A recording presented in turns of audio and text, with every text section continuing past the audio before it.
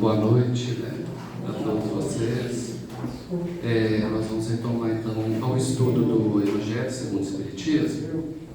E saiu aqui o capítulo 23, que fala: deixai aos mortos o cuidado de enterrar seus mortos. Ele disse a um outro: segue-me. E ele respondeu: Senhor, permite-me ir antes enterrar meu pai. Jesus lhe respondeu: deixai aos mortos o cuidado de enterrar seus mortos, mas por vós ide anunciar o reino de Deus. Está em São Lucas capítulo 9, versículos 59 e 60. O que o Evangelho segundo o Espiritismo vai trazer para a gente aqui?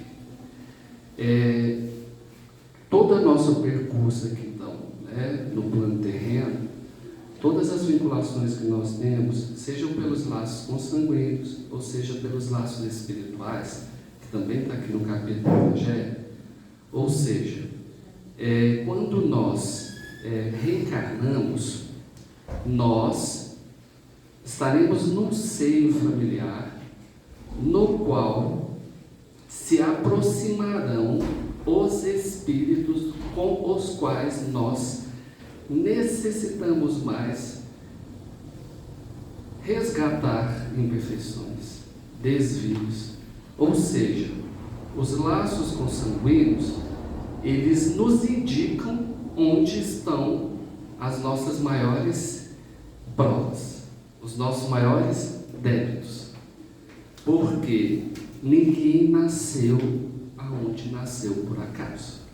Ninguém nasceu filho, ninguém é pai, mãe, ninguém é irmão daquele que está ali na família por acaso. Por quê? É a oportunidade de nós, na nossa caminhada evolutiva, nos aproximarmos daqueles com os quais nós temos algo a aperfeiçoar. Então, por pior que seja qualquer familiar consanguíneo na nossa família, ele tem algo a nos ensinar. Que seja a própria dureza dele, que seja ele ser ordinário, que seja a ruindade dele. Isso já é para nos ensinar. Não é? Porque mediante as pessoas difíceis, as pessoas duras, as pessoas ainda atrasadas, se nós nos considerarmos mais esclarecidos, que já estamos um pouco à frente, ao ponto até de nós não fazermos mais o que já fizemos muito lá atrás, que foi olho por olho, dente por dente, não foi assim? O outro tentou comigo, eu trato com ele. Se o outro me deu ali uma machadada, eu dou duas nele. É assim que a gente funcionava. Se nessa atual conjuntura nós viemos e nós estamos num seio familiar no qual nós nos sofremos, nós sentimos que esse meio parece que eu sou ali uma ovelha negra no meio, da multidão, porque parece que todos eles funcionam, têm características semelhantes que eu não tenho. Todos eles compactuam com condutas, com pensamentos, com comportamento que eu não. Por que eu fiz a referência da ovelha negra? Que a gente tem até que saber interpretar, que é a música que é a ovelha negra da família, lá, de quem? Rita Lee? Que eu sou a ovelha negra da família. Por que vem esse termo da ovelha negra da família? É aquele indivíduo que ele destoa. E aí cabe uma reflexão. Ele destoa porque ele pensa, faz e busca coisas diferentes. Ele rompe com os padrões familiares, que aí a gente tem que pensar, existem padrões familiares que vem de geração para geração, tem coisas boas, mas tem muita coisa que não presta também. Mas quando nós nascemos naquele seio familiar, qual que é o primeiro mundo que nos desvela? A família. Então, mesmo que sejam comportamentos disfuncionais, sejam comportamentos errados, condutas ainda atrasadas, inferiores, nós nascemos ali. O que é a tendência? É um primeiro mundo que você viu, não é? Então, a tendência é que você repita os padrões, porque você toma eles como que é certo, porque sua família faz. Todo mundo da sua família pensa assim, todo mundo da sua família age assim. Só que muitos fazem isso cegamente, mas a ovelha negra da família é aquele que começa a contestar, é aquele que fala assim: mas espera aí, isso não está legal não. Espera aí, mas se o bisavô fez, o avô fez, o pai fez, o irmão está fazendo, eu não concordo. E aí eu me torno a ovelha negra, porque eu destoo, né? Eu fico à parte. E aí todos os outros que estão ali, a gente fala, né? Alienados. Alienado é quando você fica como um cavalo com um cabresto assim, você consegue ver só esse ponto aqui, você não consegue ver mais nada, você não consegue ter nenhum tipo de outra perspectiva, e está tudo bem, porque aí também nós somos acomodados. Quantas vezes eu não concordo com determinada conduta da minha família, e aí eu não me posiciono, porque eu não quero me indispor com aqueles que eu digo amar e que dizem me amar. Não é assim? Só que a sabedoria divina era tão grandiosa, o que acontece? Aí eles sempre trazem para a gente, a proporção é de quê? 3:1, não é? Vai contando a família, 3:1, 3:1, o que é isso? 3 mais ou menos para 1 muito carne de pescoço, muito ruim. E eu não tenho aqui algo que precisa, estes outros que estão no meio familiar, para que eles possam mudar e melhorar, e eles também têm algo que também vão me fazer mudar e melhorar. Há situações que os outros têm para me fazer mudar e melhorar, é a ruindade deles. Sabe por quê? Para que eu não seja conivente, para que eu me posicione, para que eu enfrente e para que eu jogue uma pedra na vidraça, e aí ninguém vai poder ficar no conforto de que sempre foi assim e vai ser assim. Vocês já ouviram aquele ditado que fala assim, fica tudo na família. Problema de família fica na família. Não é assim? E aí se tem um avô que abusa, não é? Se tem um marido que trai, se tem um homem que bate, se tem alguém que não honra as dívidas, se tem alguém que é trapaceiro, se tem alguém que tem um caráter duvidoso, se é da minha família, tudo pode. Pode não. Tá? Pode não. Porque se você se incomodou, se você percebeu, se você identificou, significa que você é a ovelha negra e é você que vai ter que impor. Ah, mas eles não vão mudar, eles são sempre assim. Aí isso é com eles. Agora, o que me cabe, o que está dentro dos meus princípios, da minha consciência, aí é responsabilidade minha.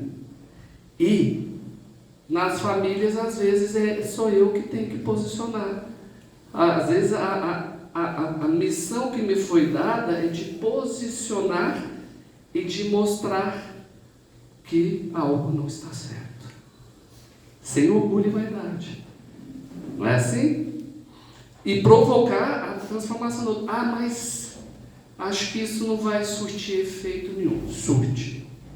Só que nós somos muito imediatistas. Na orientação espiritual do domingo, o Zé Grosso mesmo contou que, às vezes, o pessoal, por exemplo, que trabalha na evangelização, né? Ficam assim, quantas coisas que a gente faz? Eu trabalho na universidade, a gente dá aula para os alunos, mas é naquele momento ali.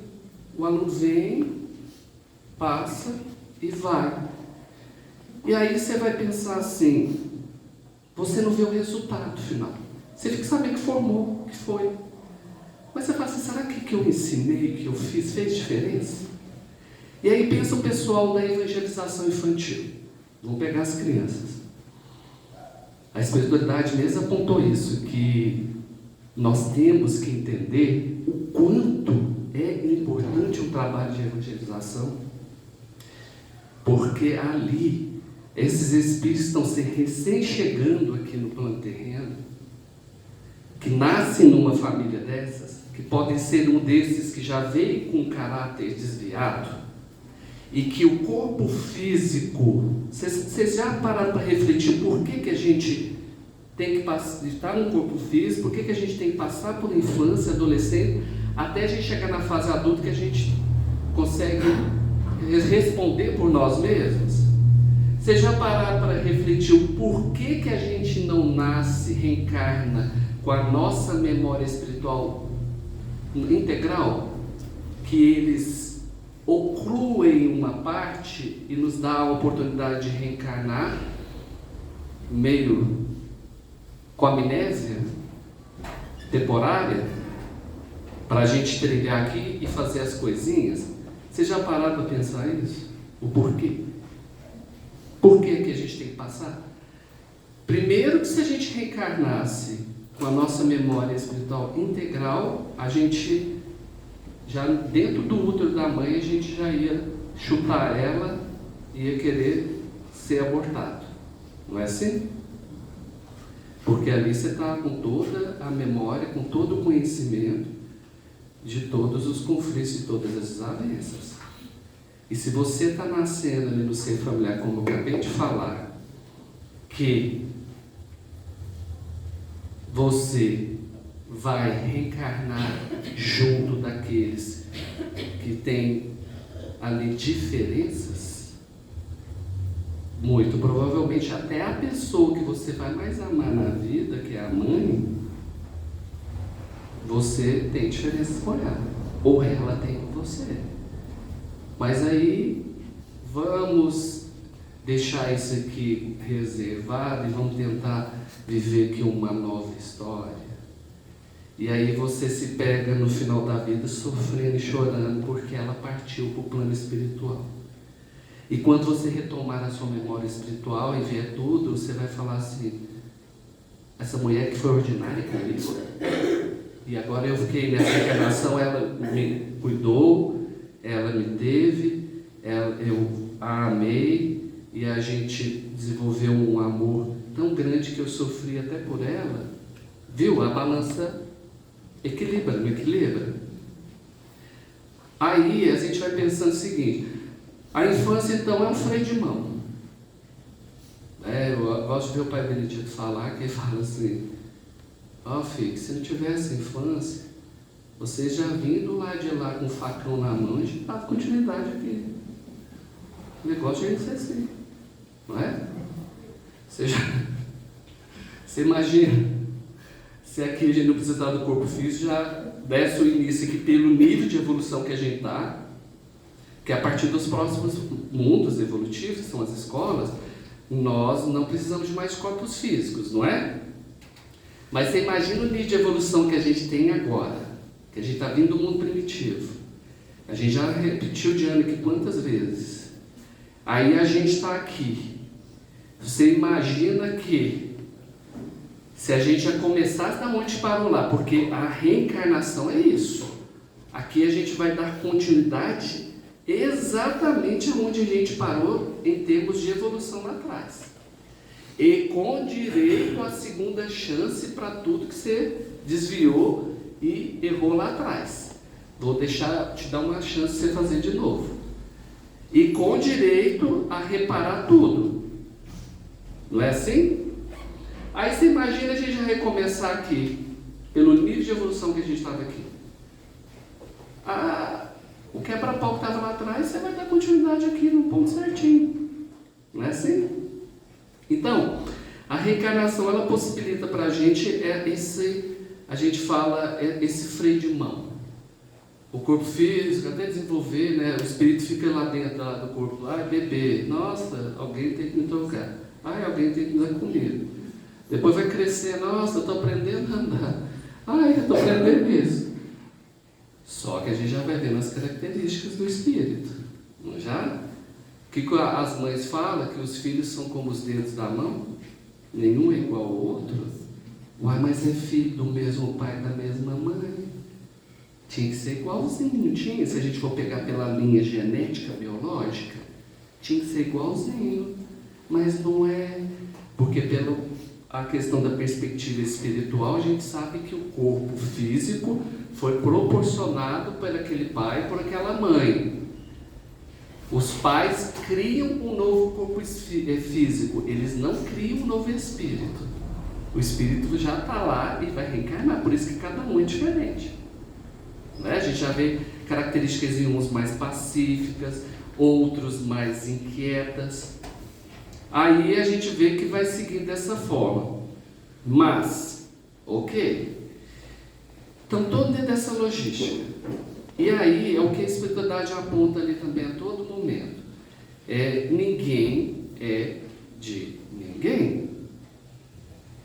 Às vezes a espiritualidade chama até a atenção de quando, mas por carinho, né, por respeito, a gente já faz isso. De falar, meu pai, meu filho, minha irmã, minha filha, meu esposo, até o outro que... Meu esposo, minha esposa. Não é assim? Quantas vezes eu já vi orientação espiritual, pessoa lógica, espiritual de respeito, a dor do luto, do desencarne, mas aí a pessoa está lá, aí ela fala, estou sofrendo por causa do meu pai que faleceu. Ele não é seu, não. Se for palminha, assim. O palminha a gente fica colocando fio. Se a pessoa chegar, meu pai, não é seu, não. Você não é dona dele? Ninguém é de ninguém aqui, não. Nós estamos aqui emprestados em algumas funções, ok. Não é assim? E aí, quando fala assim, deixar que os mortos enterrem seus mortos. E é igual Jesus falou aqui, o outro chega e fala assim, Jesus, espera, que eu vou te seguir, mas eu preciso de ir lá enterrar meu pai. Aí o que Jesus fala? Que é sempre por parábolas. Deixar que os mortos enterrem os mortos. O que Jesus está querendo falar? Jesus não estava querendo ser contra o sepultamento, né? O respeito do corpo físico, a entrega, que isso é atribuição dos vivos. Mas o espírito que estava ali não está mais. Esse espírito ele já retornou para a verdadeira pátria, que é a espiritual. E aí a gente faz o seguinte: quando eu começo a me prejudicar e a ter um sentimento de apego por aqueles que partiram, eu estou prejudicando eles. Porque isso não é amor, isso é posse. Porque quando, a gente já falou várias vezes aqui, quando a gente tem saudade de alguém que partiu, que nós ainda somos ignorantes dessa parte do apego, de querer prender neste plano terreno aqueles que amamos, as dores e os sofrimentos do mundo, pelo simples fato de não querermos ficar sem eles, porque o correto seria o que fazem já algumas culturas orientais: né? Eu tive a oportunidade de estar na Tailândia, lá eu vi quando alguém desencarna, né? Eles fazem uma festa.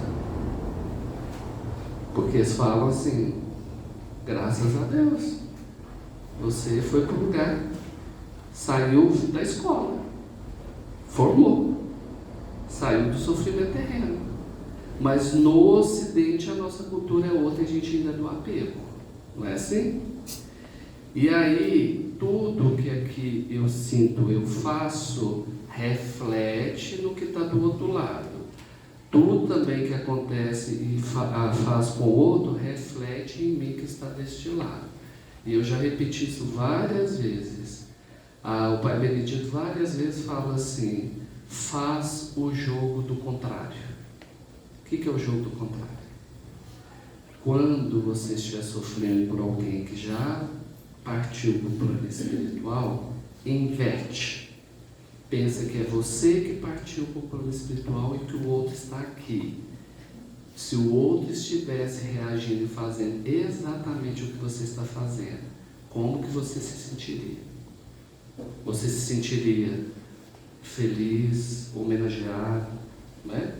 Eu vou ser assim, vocês não me pedem nada, mas eu desencarnar, vocês derramam uma lágrimazinha e falam, nossa, ele era tão bom, aí eu vou ficar feliz, falo, nossa, olha, estão, né? Porque não ter nada também deve ser muito ruim, né, gente? Falar, não, ninguém sentiu, gente, mas como assim? Não tem jeito. Nem uma lágrimazinha. Tem que ter. Se não tivesse, vocês contratam aquelas mulheres lá, choradeiras dos velórios.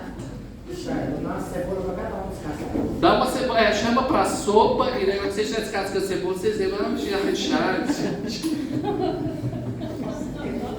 Cebola roxa. Agora eu já falei.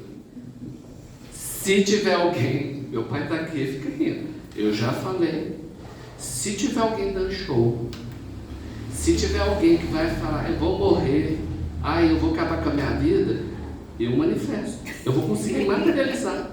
Eu vou chegar e falar assim, vou falar assim, não tenho nada a ver com isso.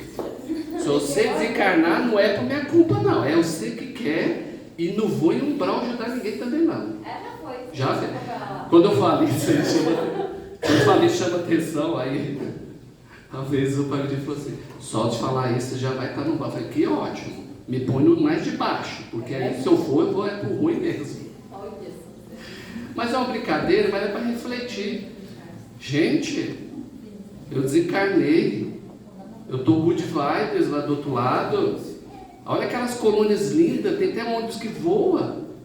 E aí eu estou lá, quando vê, começa a fechar o tempo, e aí eu começo a cair a vibração, eu começo a sentir angústia, eu começo a sentir próximo do umbral, aí eu falo, o que é isso que está acontecendo? Seu pai que está lá causando, eu falo, deixa eu descer lá que eu vou dar um pau nele. Você está ouvindo, né? Está aqui. Deixa eu descer lá que eu vou dar um pau nele. Não mereço isso não, ué. Agora que eu tirei férias, que eu estou aqui bem, eu estou aqui zen, não é? Eu quero conhecer as coisas, tudo lá. Aquelas palestras bonitas que ficam naqueles salões lá, que eles falam que vem aqueles espíritos esclarecidos lá, que trocam as trombetas e convivem um espírito, que todo mundo sente. Aí eu estou lá quando vê, minha vibração caiu, tô ficando com a cabeça ruim. O que é isso? Alguém está mandando para você lá de baixo. Eu falei, então manda lá para baixo. Nós vai resolver agora. Vai resolver agora. Não é? Não, gente, é elegância.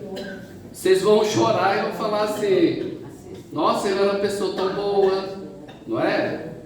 Quando fizer uma comidinha, ele se vir para os meninos e fala assim, vamos levar do Richard, tá bom.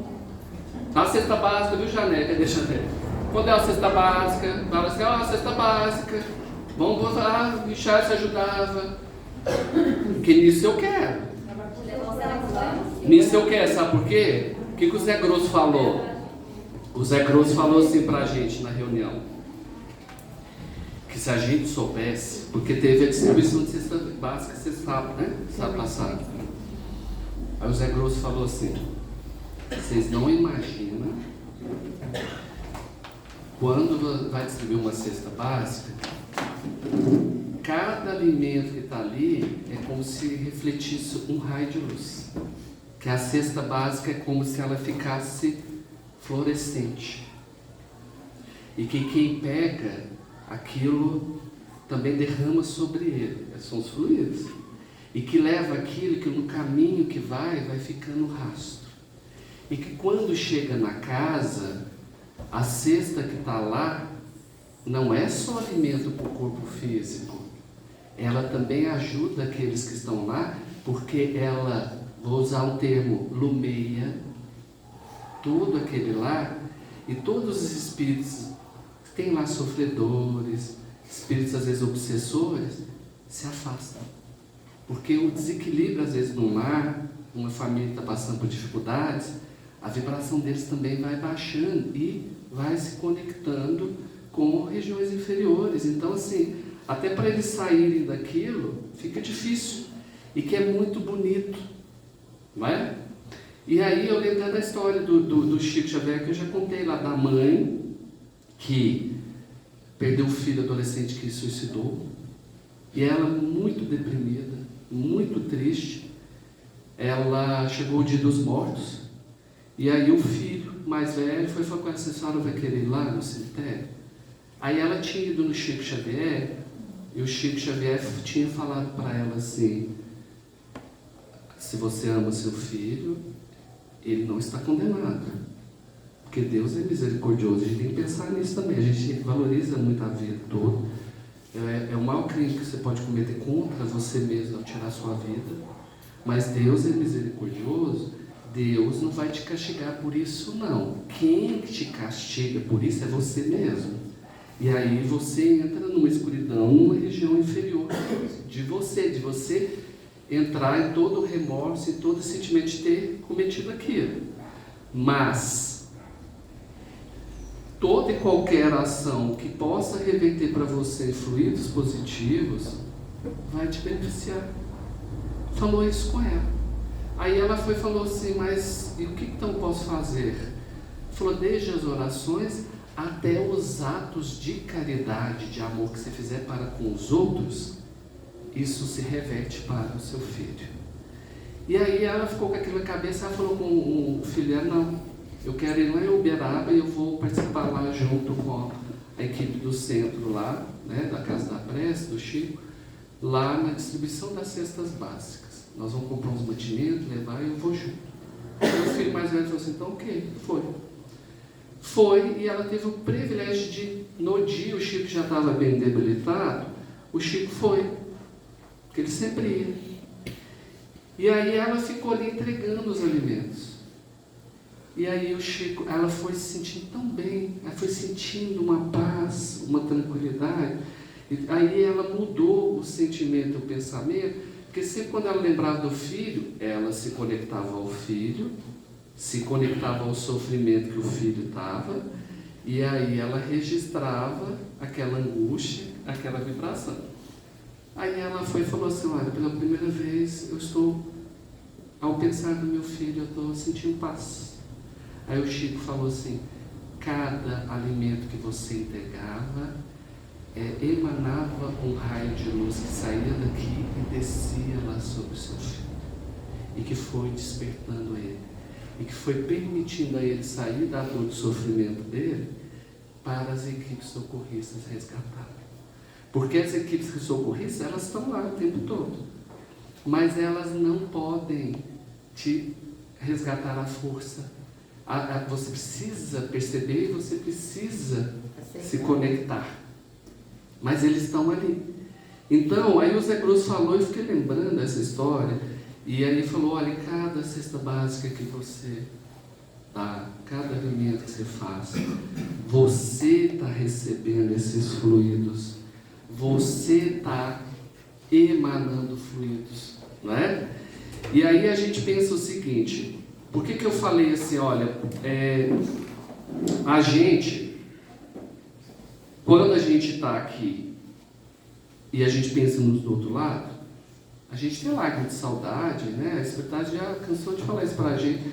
Quando você tem uma lágrima de saudade, amor para aquele partido, recai sobre ele lá como pétalas de luz. Olha que bonito. Pode chorar de saudade, que aí vai estar caindo assim, igual cerejeira, né? As flores. Aí eu vou falar, nossa, acho que os outros espíritos vão até causar, vai ficar assim, nossa, querido. Né? Vou falar, olha só a mata lá, gente. Não é assim?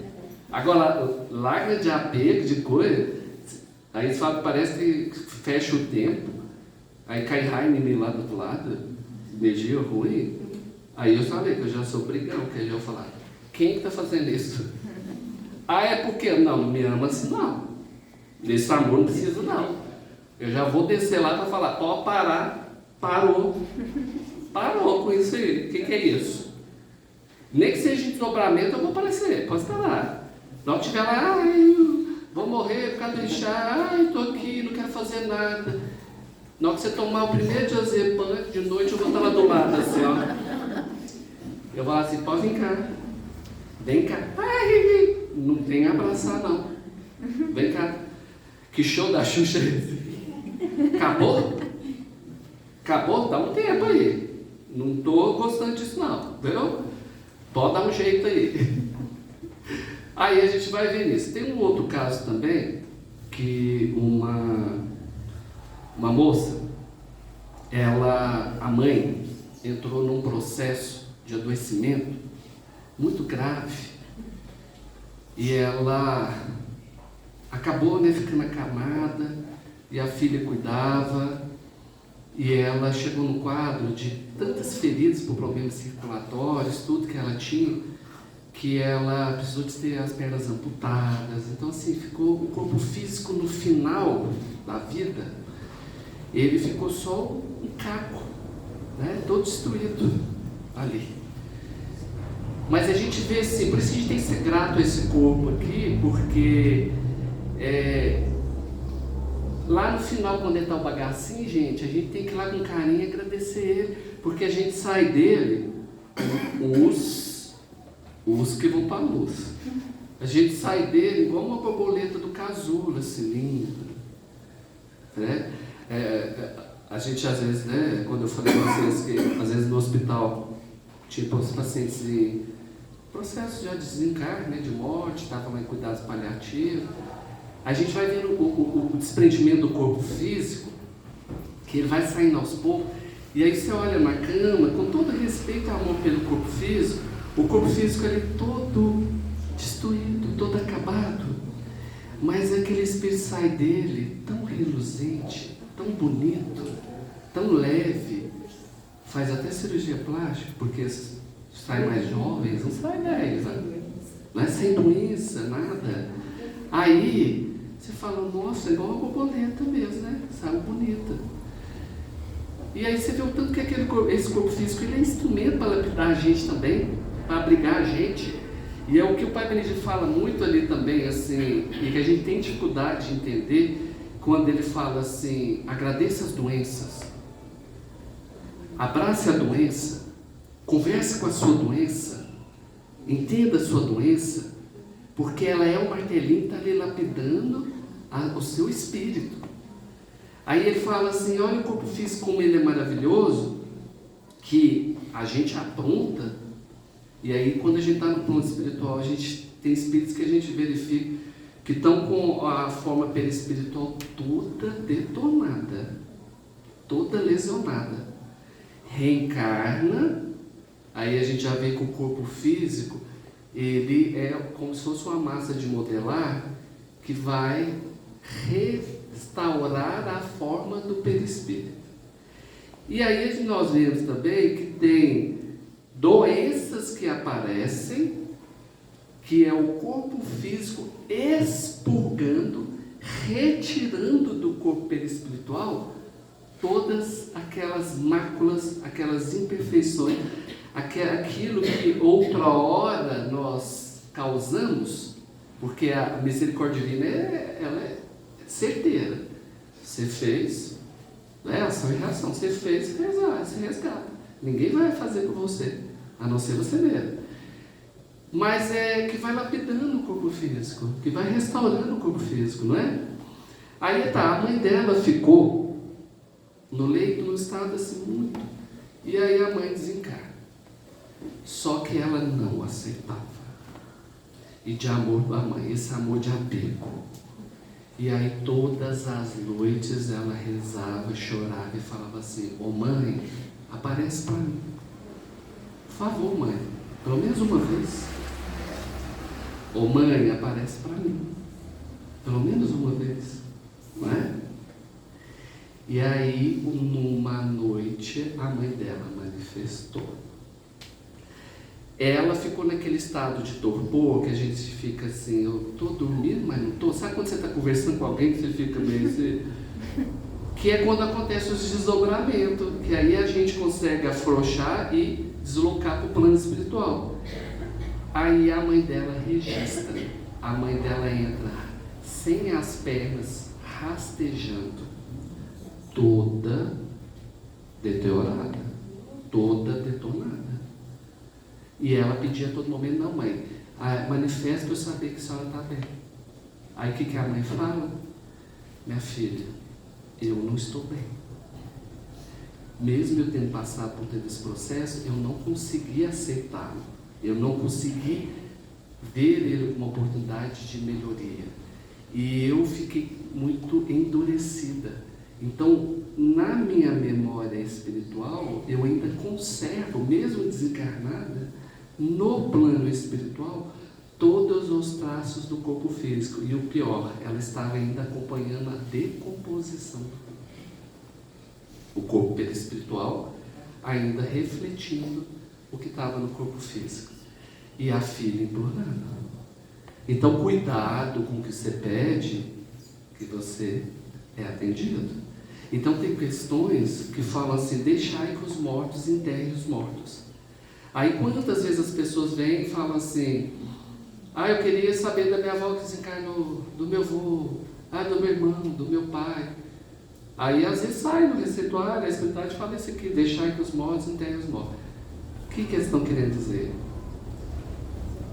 Cuida da sua vida aqui, segue. O que você pode fazer é honrar eles pelo seu comportamento, por tudo aquilo de bom que eles te ensinaram, mas agora a questão deles é no mundo espiritual. É lá que eles vão seguir. E se for de mérito da gente, vem de graça. Quando eles estão bem e quando é oportunizado, a gente precisa pedir. Vem de graça. Eles vêm de graça, né?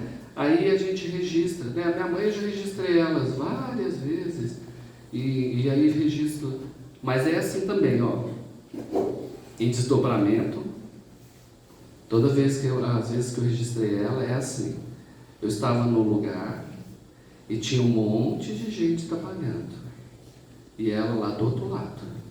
Aí eu falei: mãe, aí ela só fez assim para mim. Eu falei: não posso chegar. Aí, não. Porque também nós ainda temos uma vibração de amor e afeto ainda muito materialista. Eles estão já numa outra vibração. Então, às vezes, esse contato direto e intenso. Vocês lembram do filme lá, nosso lá, quando o André Luiz desce? Primeiro ele queria de todo jeito descer para ver a família, não é? E aí depois que ele entendeu tudo, aí quando ele vem, vocês lembram que quando ele registra, ele vê que a mulher deixa de casar de novo, que os filhos dele não lembravam muito dele, como ele começou a decair a vibração e a entrar, a prejudicar ele.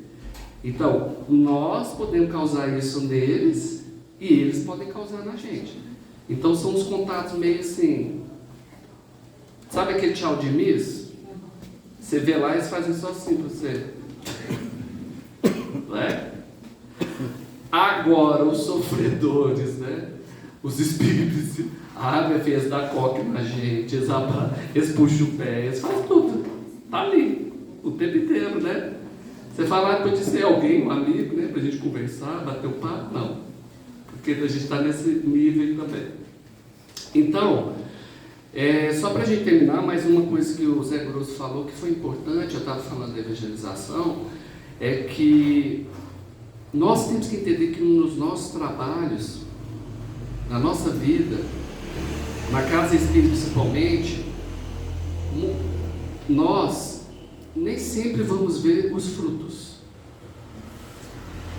Às vezes nós vamos ter ali limpado o terreno,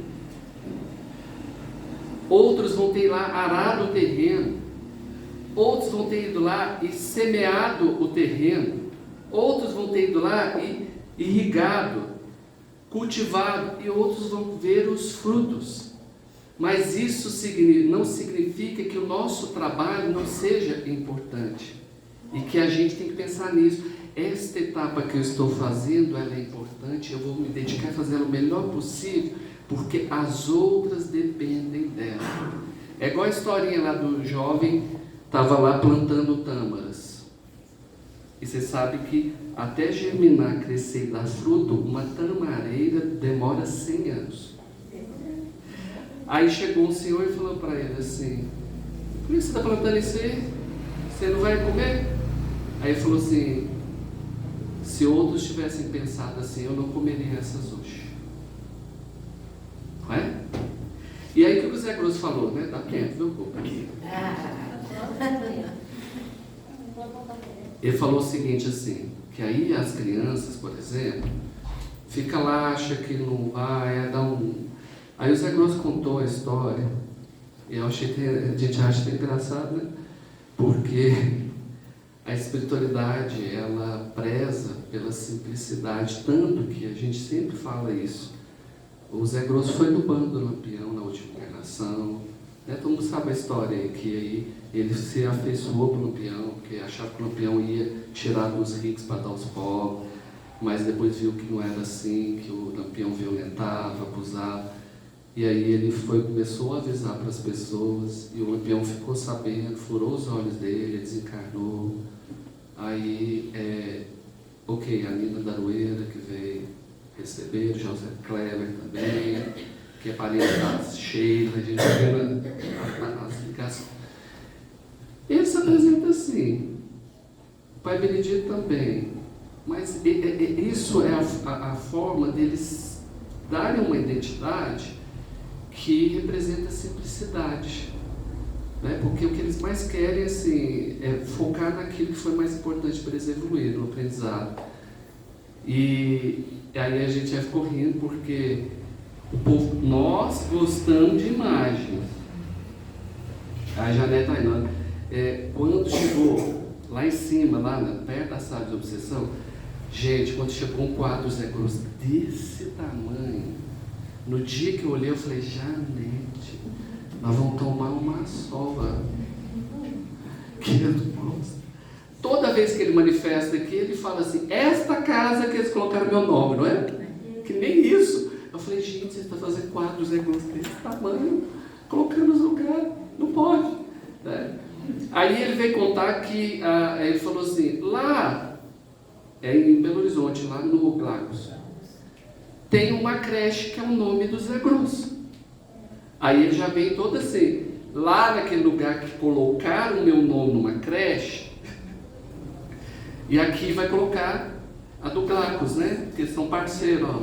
Mas nós que tá caçando isso. Eles não gostam disso, não.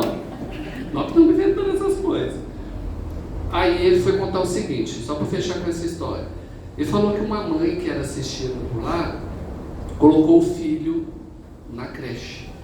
E esse filho, ele era uma criança que depois cresceu, ela se identificava com o gênero feminino, se tornou uma mulher trans, mas que já vinha num corpo, porque em várias reencarnações anteriores, tinha reencarnado como mulher, mas tinha usado a sexualidade feminina, o órgão, o sexo feminino, para causar destruição. E aí veio, mas estava tão impregnado ainda dessas características, que mesmo assim transitou para... E que era um espírito ainda muito endurecido, né? E com os traços até que eu lembro mal, né? Aí que essa criança, ela passou na evangelização, que essa mãe ia, levava, tudo. Depois cresceu, ficou adolescente, se tornou adulto e foi embora para a Europa. E aí ele fala assim, foi embora para o velho mundo, para o mesmo lugar de outra hora, porque o Espírito, ele sente, né? Ai, por que eu gosto daquele lugar, daquele país ali, eu quero ir voltar para lá. Opa! É as confusões do passado, tá? É de lá que você veio. Aí foi para lá. E lá se inclinou de novo à prostituição, ao tráfico e até o assassino. Tinha um lance com o pai também, né, biológico, né? Que vieram com uma diferença e o pai ela reencarnou já com o propósito de matar o pai aqui. E aí foi, com muito custo, foi para lá. E aí que ela desapareceu e a mãe achou que tinha morrido, desapareceu, que aí um dia apareceu lá. E que foi falar assim, olha, estou bem, tenho um trabalho digno, trabalho lá numa loja, estudo, estou lá, não dei conta. Aí a mãe falou o quê? Dei conta de quê? Toda vez que me chamava, eu ficava inclinada por dinheiro fácil, para jogatina, para as bebidas e as drogas. Quando eu ia, vinha na minha cabeça as aulinhas da evangelização, falando de Jesus. E aí me dava um mal-estar, aí eu deixava para amanhã. E inclusive, eu tinha ido para lá para eu enriquecer, para voltar e matar o pai. E era um ódio assim, que a gente vê aqueles ódios inexplicados de agora, mas é um ódio que a gente está vendo aqui, né, que eu acabei de falar dos laços. Aí ela falou assim, não dou conta também. Aí a gente pergunta, deu fruto. Pode não ter se tornado a melhor pessoa do mundo, mas viu que os desvios, as coisas que vieram, o que foi semeado, deu fruto lá na frente. E quem semeou, às vezes... Então nós temos que pensar assim, tudo precisa de uma etapa, e aquilo que, se você estiver nessa etapa do cultivo, faça com amor e bem feito. Mesmo que você não vai ver os frutos dessa etapa é o que você está fazendo. E aí isso vai depois repercutir e transformar lá na frente, né? Eu falo, né, é muito oportuno, né, a espiritualidade, essas histórias, as experiências que traz para a gente, né? E a gente é muito imediatista, né? A gente, eu estou dando a legislação, eu já quero que os meninos tudo viram anjo, que cresce 7 asas, arcanjo. Não dá tempo, não, gente. Não é? Eu fiz isso, não adiantou nada, a pessoa está lá. Às vezes aquela pessoa, ela deixou de fazer algo, já é o fruto para aquilo. Né? A gente já teve casos aqui de espíritos que estavam aqui, que reencarnou e que já sabia que ia desencarnar, que já tinha suicidado ali umas 15 vezes. Em 15 vidas ele suicidou e já chegou aqui e falava assim, vou suicidar. E suicidou. E aí a gente perguntou ao espiritual, falou, mas e aí? Falou, era para ele ter suicidado com 10 anos de idade, ele suicidou com 40, então já ganhamos 30 anos. Viu? Que aí vai diminuindo. É isso que ele tem que pensar. Pronto, Rubens, podemos passar para a segunda parte.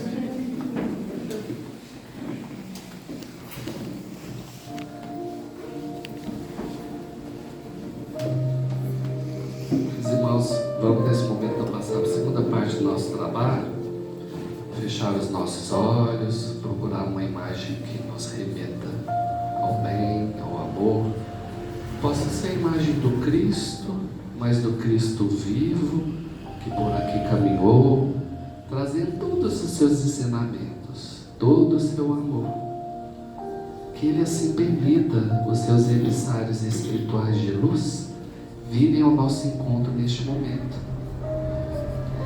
trazer todas as vibrações positivas, que elas assim sejam dispersas em todos esse ambiente, que nos envolva como uma densa neblina, transmutando todos os fluidos negativos, os miasmas espirituais, tornando-os novamente em vibrações etéreas, que assim possamos mentalizar, descendo sobre cada um de nós, esses raios dourados, esses fluidos salutares, que começam a descer e percorrer todo o nosso corpo físico e espiritual. Percorrer célula por célula, tecido por tecido, órgão por órgão, proporcionando o equilíbrio, o refortalecimento deste corpo físico, que tão gentilmente nos foi emprestado para a nossa caminhada neste planeta, do qual devemos cuidar, amar e sermos gratos por esta oportunidade que tantos espíritos almejam no plano espiritual. Que essas vibrações assim cheguem até os nossos chakras, são os pontos de união entre o nosso corpo físico e espiritual, fazendo com que todo o fluido vital circule livremente, se expandindo, formando as nossas áreas espirituais. Neste momento, cada um que aqui se encontra presente, encontra-se emanando luz, emanando vibrações positivas, que assim possamos mentalizar os nossos lares, os nossos locais de trabalho, de estudo e lazer, para que essas vibrações sejam projetadas e envolvam todos esses ambientes, todos os seres que ali estiverem presentes, encarnados e desencarnados, proporcionando-lhes o equilíbrio, o refortalecimento, para darem continuidade à sua caminhada evolutiva. Se porventura algum desses ambientes tem algum irmão desencarnado necessitando de auxílio, que ele seja assim trazido a esta casa, aqui sendo acolhido, orientado e encaminhado para as colônias astrais superiores. Espíritos sábios e benevolentes, mensageiros de Deus, cuja missão é nos assistir e nos conduzir pelo bom caminho, amparai-nos nas provas desta vida, dai-nos força suportá-las sem queixumes, tirai dos nossos olhos o véu do orgulho, para que assim percebamos os nossos próprios defeitos, tendo a oportunidade de corrigi-los e caminhar no caminho do bem. Vós, sobretudo, meu anjo guardião, vós todos os espíritos e protetores interessais por nós, fazei que sejamos dignos das vossas benevolências, agora e para todos sempre. Que assim seja. Graças a Deus. Aproveitando essas vibrações que aqui se processam, que nós possamos mentalizar os nossos familiares, os nossos amigos, sejam eles encarnados ou desencarnados.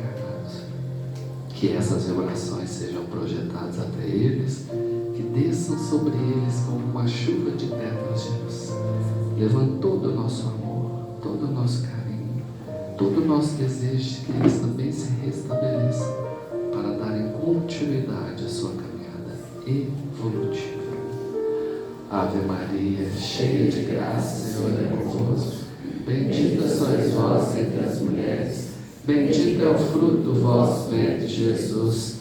Santa Maria, Mãe de Jesus, rogai por nós, pecadores, agora e na hora de nossa passagem, todos os dias de nossas vidas. Que assim seja, graças a Deus. Quantos todos beneficiados na graça de Jesus, tomar o certificado que ela também faz parte do tratamento espiritual. Na sequência teremos a palestra